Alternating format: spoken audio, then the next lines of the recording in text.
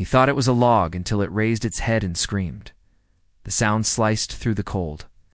Montana air like a blade, not human, not animal, at least not in the way most people understood animals. Something wild. Something on the edge of. Death Cal stood up in his small aluminum boat, his eyes locked on the shape thrashing in the icy waters of Flathead Lake. The October wind bit his face. Sunlight gleamed off ripples that hid sharp rocks below. Tightening his grip on the oar, he rowed faster. As he got closer, he saw the furs, soaked, tangled, dark with blood. Then the ears, tufted, pointed. A bobcat. She was barely afloat, claws flailing weakly, muscles failing. Her mouth opened in a silent, rasping cry, one eye swollen shut, a deep gash down her left side. She was drowning right in front of him. He didn't think. He acted. Reaching out with the paddle, he tried to nudge her closer. She twisted violently and disappeared under the water. His heart slammed in his chest. He dropped the paddle, tore off his flannel overshirt, and lunged over the edge. Just as she resurfaced, he grabbed one of her hind legs slick, freezing, lifeless. She didn't fight. She couldn't.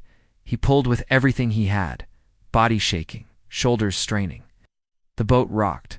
Water sloshed over the sides. For a terrifying moment, he thought they'd both go in. Then she collapsed into the bottom of the boat, half a heap, half a stretch of dying wild. She didn't move. Blood seeped from her side, mixing with lake water. Her breathing was shallow, but steady. Chest still rose. He touched her fur. Cold as stone, Cal looked to the shoreline, a jagged stretch of pine and rock. No cell service, no one to call. He reached back, started the outboard motor, and turned the boat toward the bay. The ride back was silent. The bobcat didn't stir, wrapped in his jacket and the boat tarp. She seemed smaller than he expected, lean, like her body had already begun, eating itself to survive. Back on shore, he carried her like a wounded child past the pebbled beach to his rusting Ford pickup. Tools rattled as he laid her down on the seat. She didn't growl, didn't hiss, didn't even try to move. It was like she knew, or like she had nothing left. No vets nearby. His wife would be furious. It's the danger, the madness of it all. Bidet started the engine and glanced once at the curled body beside him. The bobcat's ear twitched. She was still alive. He pressed the gas, heading toward the cabin, unsure of what he had just done or why it felt more right than anything he'd done in years. The gas station sat quiet beneath the pale Montana sun. Its single pump, ticking slowly as Cal filled the tank. His truck idled, engine rattling faintly. The bundle in the passenger seat lay motionless. A few flies buzzed in the dry air inside. Behind the counter, a man in a denim vest leaned forward. "A bobcat," he repeated, blinking. "You serious?" "She's hurt. Real bad," Cal said, bleeding from the ribs. Barely breathing. The attendant scratched his neck. "Ain't no vet clinics around here take wildlife?" "Closest place might be Missoula, 3 hours easy. Or Boots down in Shelby. Wildlife rehab. But that's 4 hours minimum. Longer with the washout on 93. 4 hours she wouldn't make it." Cal looked back through the cracked windshield. The bobcat was barely breathing. One eye open now, but glazed. Ribs showed stark under her fur. A deep wound slashed across her side, just below the rib cage. Jagged, torn, like from a bullet. He'd seen that kind of injury before, not from a fall, not from a fight. Someone had aimed to kill her. "Damn it," he muttered. He turned back to the clerk. "Thanks." The road into the mountains was narrow, winding. Gravel crunched under the tires as the elevation rose. Pines closed in tight. He kept glancing at her, counting breaths. At one point, he reached out and touched her shoulder. Gently, she flinched. Barely, when he pulled up to the cabin. The door flew open before he'd even cut the engine. "What the hell is that?" Ellen stood on the porch, eyes locked on the passenger seat. "It's a bobcat," he said, stepping out. "She's hurt bad." "A bobcat? You insane?" Her voice pitched. "You brought a wild predator into our home." "She's dying, Ellen. She's dangerous. She's bleeding out." They stood in the gravel, pine branches rustling overhead. Somewhere in the distance, a crow cried. "You don't know where she came from?" Ellen continued, panic rising. What if she has rabies? What if she wakes up and attacks us? What about the dog? What about me? Cal looked down at the bobcat, at the curve of her back, at the slow, struggling rise of her ribs. She won't survive the drive to town, not in this state. We've got supplies here. I've done worse with less. I'm not leaving her. You're not thinking clearly. She's not a threat. She's dying. He paused, voice low. And if we don't help her, no one will. Silence fell. Ellen stared at the blood, the filth, the wildness in the passenger seat. Her lip trembled.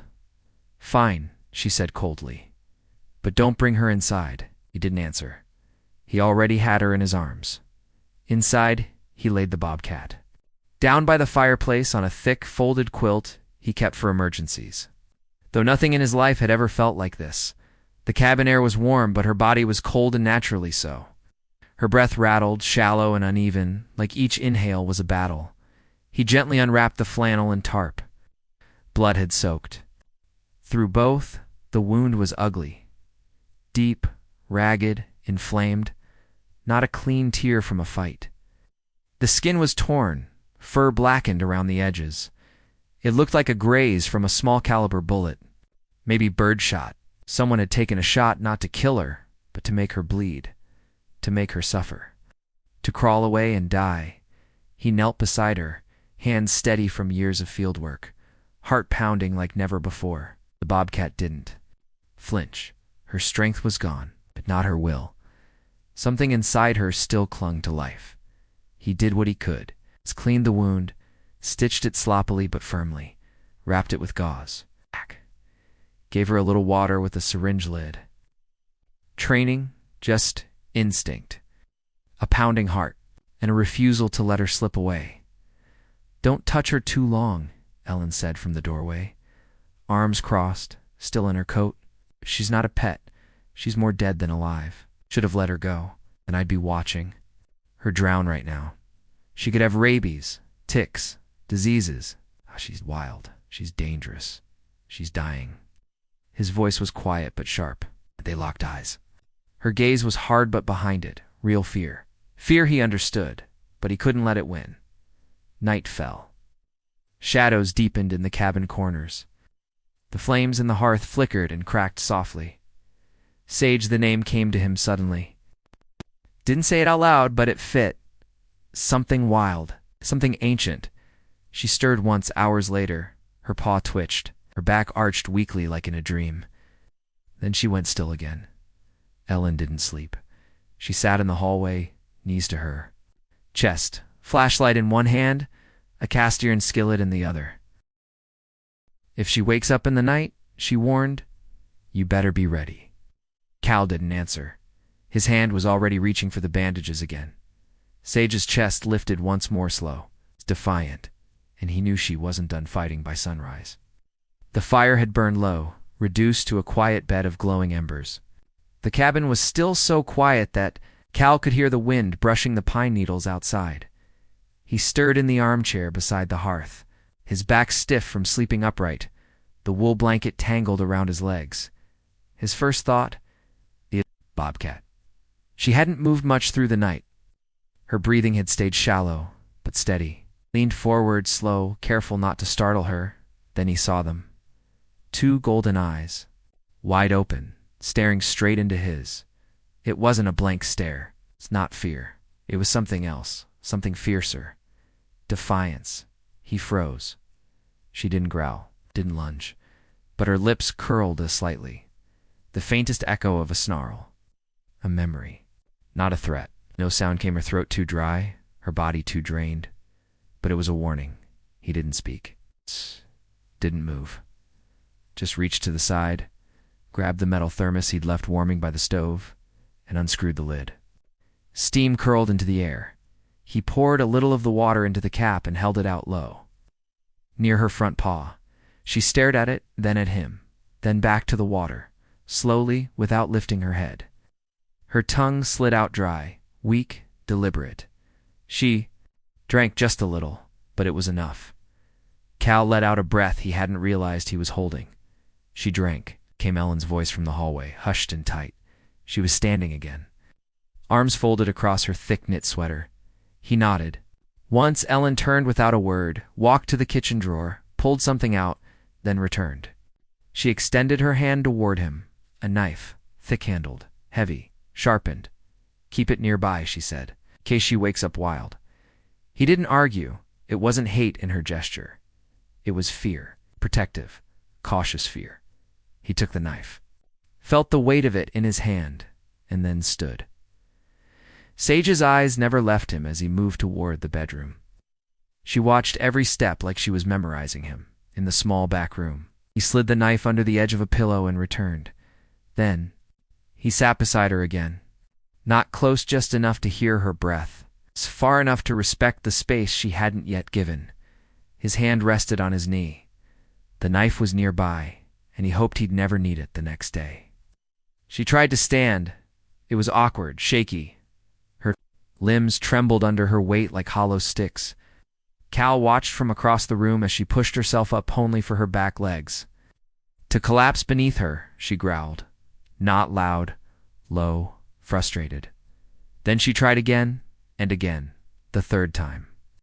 She stayed upright for 6 seconds before crumpling to the floor. Dust puffed from the boards beneath her body. He didn't move to help. She wouldn't want that, not now. Outside, in the biting wind, Cal worked, gloves on, wire cutters in hand. He hauled old fencing from the shed and hammered support posts near the tree line. Snow hadn't come yet, but the ground had already hardened. He worked slowly, deliberately, creating a space, not a cage. Something between freedom and safety. Something temporary, something she might accept. When he returned to the cabin, the smell of roasted meat greeted him. A plate sat on the counter chicken, warm and untouched. He looked at Ellen. She didn't say a word. That night, the quiet shattered. It began with a thump, then scratching, then panic. An animal's terror uncoiled in a space. It's too small to contain it. Cal ran from the bedroom. Sage was dragging herself in. Circle's shoulders slamming into the wooden wall. Eyes wild with confusion and pain. Her breathing ragged. The bandage on her side had come loose. The wound had reopened. A bitter, sharp smell filled the air. He moved without hesitation, kneeling beside her, whispering her name. "Sage, Sage. Easy now. You're safe." But she didn't understand. Couldn't. Her claws skittered across the floor. Her back legs kicked wildly. Her tail lashed in panic. Then she'd bit him quick. In stool. Her jaws clamped down on his forearm with a strength he hadn't expected from such a thin frame. Her teeth pierced skin, muscle. Hot pain shot up. His elbow, he gasped, but he didn't. Pull away. She held for barely 2 seconds, then released and went still. His blood dripped down his wrist, soaking into his flannel. He stared at the wound, then at her. She was shaking. Her eyes dimmed again. Body sagged with fever and exhaustion. He wrapped his arm in a towel, then cleaned and redressed her wound. In silence, in patience, later in the dark, he sat beside the hearth, a rag pressed to his arm. Ellen stood in the doorway. She didn't speak. He didn't turn toward her. The Bobcat was asleep again, finally. Her breathing shallow, but steady. Blood still trickled between his fingers, but he didn't move.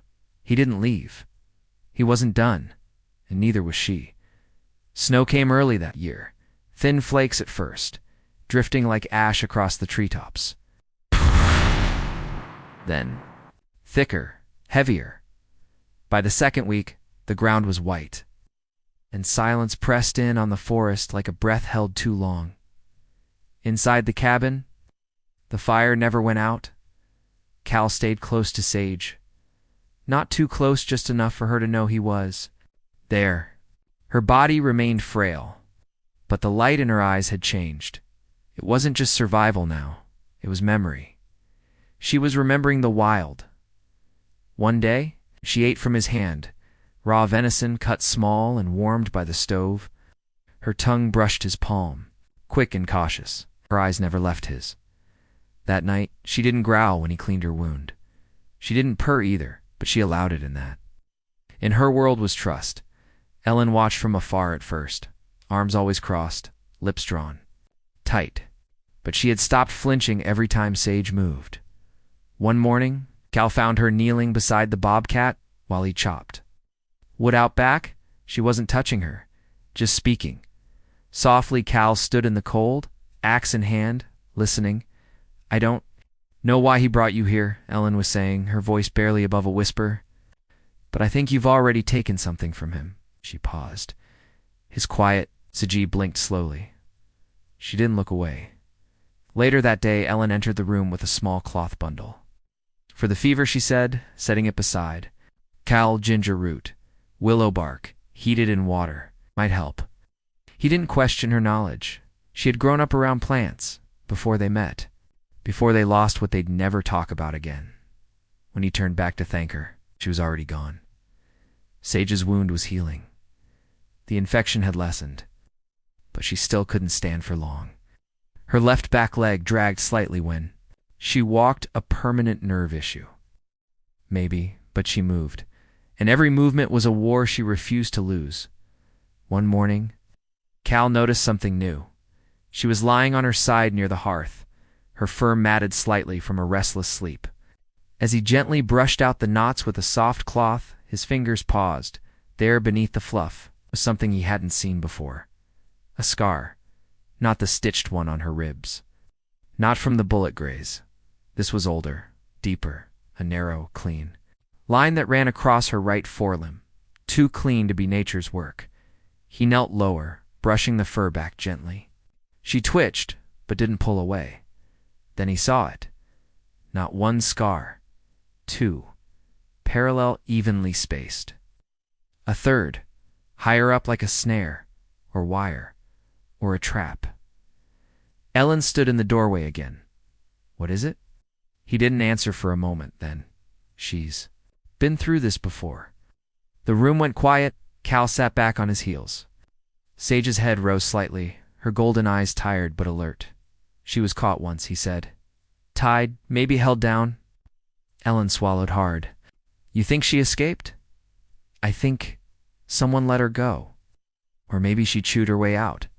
Sage shifted, her paw curling over the scar as if to hide it. Ellen stepped closer. Was it hunters or poachers? He couldn't say the word. Without something burning in his chest, Ellen sat beside him. Close. Her fingers touched the edge of the scar. Barely a graze. She's been hurt more than once. She survived more than once. They looked at her together. At the rise and fall of her chest. At the thinness of her frame. At the power that still lived inside her bones. "I don't think she trusts Isley," Ellen said. "She shouldn't have to." A silence settled again. Not the kind that comes from pain, the kind that feels like healing. Later that evening, Cal set out a fresh bowl of water. Sage limped toward it slowly. When she drank, her paw hovered above the floor. Protecting the scar, Ellen reached down without thinking, touched her shoulder. Sage froze. Her muscles tensed, but she didn't run, didn't growl, didn't bite, she allowed. The touch, just for a second, but it was enough. Ellen pulled her hand away gently, eyes wide. "She let me." Cal smiled faintly. "You're not the only one learning how to come back," he said. Outside, the snow kept falling.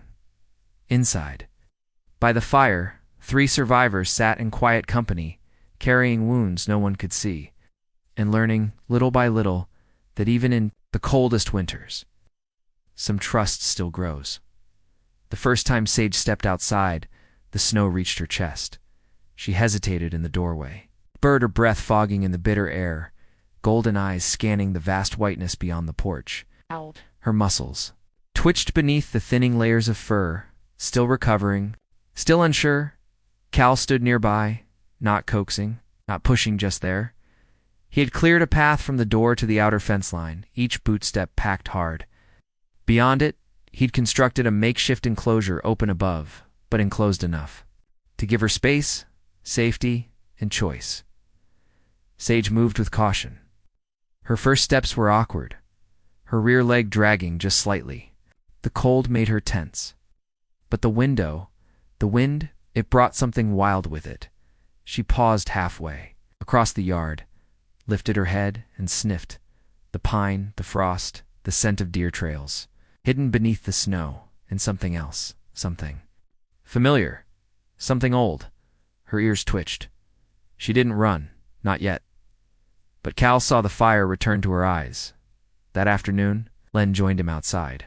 She watched Sage from behind the fence as she limped through the snow, sniffing every tree, every fallen branch, every patch of earth exposed beneath pine needles. "She's remembering it," Ellen said quietly. "The world, it felt like." Before, Cal nodded. "She's ready to move." Oh. "She's not ready to leave." "No," he agreed. "Not yet." But they both knew that day would come. That evening, Cal went deeper into the woods than usual, checking the perimeter of the property. It was a habit from before when he used to hunt. Now it was routine, a way to stay alert, a way to think. The snowfall had stopped. The forest was glass silent. That's when he saw them, boot prints. Not his, not Ellen's. Fresh pressed deep into the snow at the far edge of the property, near the ridge that sloped toward the frozen creek. The tracks came. From the trees, stopped at the fence line, then turned back. No sign of who. No vehicle. No markings. Just the shape of heavy boots and the silence they left behind. Cal crouched, touched the edge of the print. Wide, deep. Not old. Not a hiker. Not in this weather. Someone had come, or someone had watched. He scanned the trees, listening. Nothing.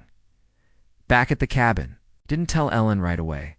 Sage was curled near the hearth, her breathing slow, her body finally beginning to fill out again. The hollowness in her cheeks had faded. Her eyes closed gently with each crackle of the fire. He stood in the doorway for a long time watching her, a creature that had survived cages, snares, hunger. He wouldn't let her fall into fear again, not here, not now. The next morning, he laid. New traps? Not to catch, to warn. Small tin cans strung with wire, a hunter's trick from long ago. If someone crossed into the property, the cans would rattle. Not much, but enough. Ellen noticed, of course. Something happened, just being careful. She studied him a long time, then said nothing. But she did something unexpected. She left the back door.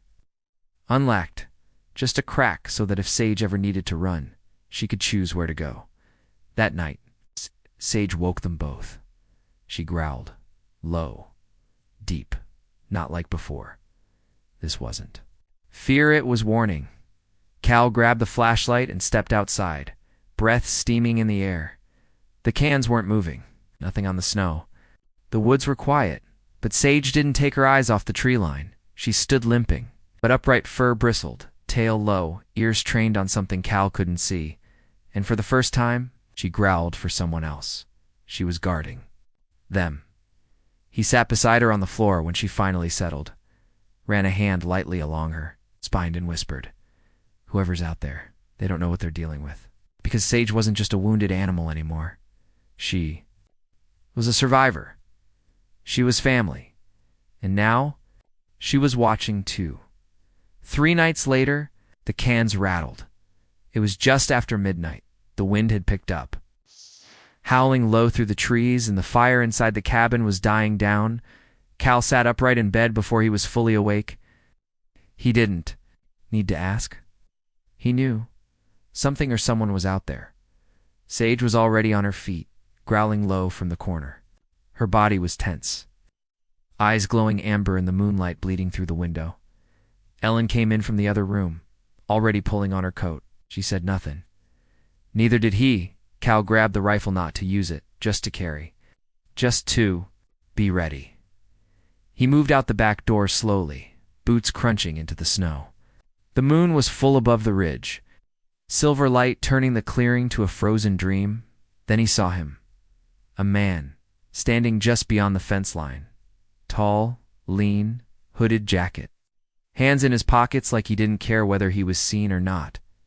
Cal stopped a few yards away, heart pounding, not from fear, but something older, something he hadn't felt since the war.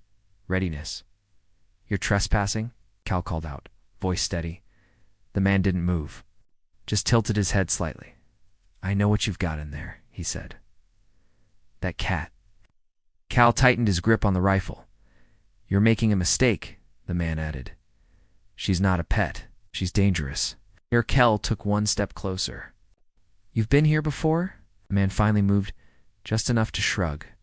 She's mine, he said. The words stopped Cal cold. What did you say? I raised her. Or tried to. Found her when she was a kit. Brought her up in a cage like a damn idiot. Figured I'd sell her later. Couldn't, she got wild. Busted loose 3 months ago. He spat into the snow, nearly took my hand with. Her Cal's heart dropped. Sage hadn't been born in the wild. She'd escaped something worse. Why come back? He asked, trying to steady his breath. The man grinned. Ugly, slow, thought maybe she remembered me. Figured if she was hurt, she'd come back near people. I tracked her. Didn't know some fool would take her in. Cal said she never was. The grin vanished. You don't want trouble, old man. I'm not the one who's lost control of a predator. The man stepped forward, 1 foot over the fence, and then a snarl. Not from Cal, not from behind him, from the side. Sage she had slipped out, silent as a shadow. Her body low to the ground, fur bristling, tail twitching in the moonlight. She stood between Cal and the stranger, wounded, limping, still recovering. But unafraid, the man froze. She'll tear you apart, Cal said. The man looked down at her, at the wild fury in those golden eyes, and for the first time, Cal saw fear on his face. She's not your pet, the man muttered, backing away. You'll regret it. No, Cal said quietly. You will. The man turned and vanished into the trees. Sage didn't chase him. She just stood, still, breathing hard. Cal knelt slowly beside her. You knew him, he whispered. She didn't move, but she didn't look away either. And in her silence, Cal saw the truth. She hadn't just escaped him, she had survived him by morning. Snow had covered the man's tracks, but the memory of him lingered. Cal made a report to the local wildlife officer, gave them everything. Ellen pushed him to go further, to call state authorities. He agreed. But Cal knew what men like that word, rifters. Untraceable. Gone until they weren't. Still, he reinforced the fences, added motion lights, kept the rifle closer. But the biggest change? Sage stayed closer now. She still walked the woods during the day, still limped to the fence line and sniffed the air. But when dusk came, she returned. She chose them, not because she had to, but because this place, this patch of earth with its broken people and smoky firelight felt like hers now. One night, a week later, Ellen found Cal sitting on the porch. Sage curled beside him like a sentry. She's never going back, is she? Ellen asked softly. No, Cal said. And then, after a moment, but she might leave someday. Ellen nodded. If she does? Ella looked down at the scar on her paw, at the way it caught the moonlight like silver thread. If she leaves, he said, she won't be running anymore. Spring came like a whisper. The snow receded in slow breaths, revealing patches of brown earth, soaked in meltwater and old pine needles. The sun returned gently, rising earlier, staying longer. The forest stirred, and so did Sage. Her coat had thickened with health. Her limp, though faintly present, was no longer a hindrance. Her eyes, once dull with pain, now shimmered with sharp intelligence and cautious trust. She patrolled the property like it was her territory, and yet she kept returning to the edge of the forest, to the ridge above the creek, to where freedom waited. One morning, Call found her staring eastward. The sun was rising behind her, casting a halo of gold around her shoulders. He stood a few feet away, watching, thinking about going. He asked quietly. Sage didn't turn, but she didn't walk away either. That was the moment he knew. She was ready that night. Meal. They sat around the fire like a family, with Sage curled nearby, head resting on her front paws. She knows we love her, Ellen said softly. Cal nodded, but she's not meant to stay. No, he agreed. We were her recovery, not her. Forever. They didn't cry. Not yet. There was a kind of reverence in the knowing. 2 days later, Cal opened the gate. He didn't coax her out. Didn't lure her with food. Didn't speak. He just sat down beside the open path, legs crossed, hands folded in his lap, heart still, and waited. Sage watched him from the porch. She looked at the forest, then back at him, then the forest again, and slowly. She stood, walked, past him, paused at the edge, turned her head. Their eyes met. There were no words, just memory, just trust, just love. Then she vanished into the trees that night. The cabin was quiet. No padded footsteps across the floor, no low growl. At wind-shifted branches, no golden eyes. It's glowing beside the fire, just stillness and the ache of letting go. But she wasn't gone, not completely. Every few days, Cal would find a fresh deer track near the fence. Once, a pheasant feather on the porch fresh, dropped clean. Another time, a scrap of rabbit fur at the base of the pine tree near the shed, signs, offerings, gratitude. She was out there wild, free, alive, and remembering weeks past, the wild flowers. Returned, the creeks ran fast and cold with mountain melt. One morning, Cal stepped outside and froze. There on the hill above the house, silent as dusk, stood Sage, and behind her, 2 tiny forms, kittens, Bobcat kits. She had come back, not to stay but to show him, to show them, that she had healed, that she had not only survived, she had created life, born of the wild, born of hope, born of the home that gave her a second chance. She vanished into the trees again, the kits toddling behind her, and Cal stood long after they were gone, heart full and breaking all at once. They didn't need them anymore, but somehow they would always need her, because in the end, some animals leave paw prints, others leave purpose. Subscribe to Pawthos, where rescue meets the wild and love always finds a way. Every creature deserves care, compassion, and the chance to heal. Support your local wildlife rescue. Stand with those who protect the voiceless.